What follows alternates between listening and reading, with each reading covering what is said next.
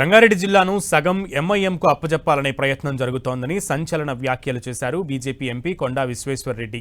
రంగారెడ్డి జిల్లాను ముక్కలు చేసి ఆగం చేయకుండా ఉండాలన్నారు. ప్రజాభిప్రాయం లేకుండా కాంగ్రెస్ ప్రభుత్వం మున్సిపల్ విభజన చేస్తుందన్నారు. పాత బస్తీలో నీళ్ల బిల్లులు, కరెంటు బిల్లులు కడతారా? కట్టని వారితో తమ జిల్లా ప్రజలను ఎందుకు కలుపుతున్నారని ప్రశ్నించారు. ఇక మెజారిటీగా హిందూ ప్రజలున్న గ్రామాలను చార్మినార్లో కలపడం సరైంది కాదన్నారు. రంగారెడ్డి జిల్లాల గ్రామాలను చార్మినార్లో కలపడం వల్ల ఆ జిల్లా ప్రజలు బతుకులు ఆగమవుతాయన్నారు. పన్నులు కట్టేవారని, పన్నులు కట్టని వారితో కలపొద్దని కాంగ్రెస్ ప్రభుత్వానికి విజ్ఞప్తి చేశారు కొండా విశ్వేశ్వర్రెడ్డి. ప్రజాభిప్రాయం లేకుండా ఈ జిహెచ్ఎంసీ డివిజన్లు నిర్ణయాలు అయినాయి కూడా కొన్ని నోటిఫికేషన్ వచ్చింది. మేమందరం ఎక్కడ చార్మినార్ చుట్టూ అందరం పరేషాన్.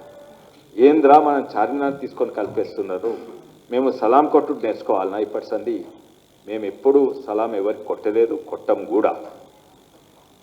ఆదిబట్లను, తుక్కుగూడను, రాజేంద్ర, శంషాబాద్, బండ్లగూడ ఈ చుట్టుపక్కల ఉన్న మున్సిపాలిటీస్ జోన్స్ అన్ని తీసుకొని, మున్సిపల్ కార్పొరేషన్లను తీసుకొని చార్మినార్ జోన్లో కలిపి దాన్ని ఒక జిహెచ్ఎంసీ చేస్తారంట. మీరు చూడండి చుట్టుపక్కల ఉన్న ప్రజలు ఏమంటున్నారు. ట్యాక్స్లు, పన్నులు కట్టేదంతా మేము. అక్కడ ఏమైనా పన్నులు కడతారా? పన్నులు ఇడిచిపెట్టండి.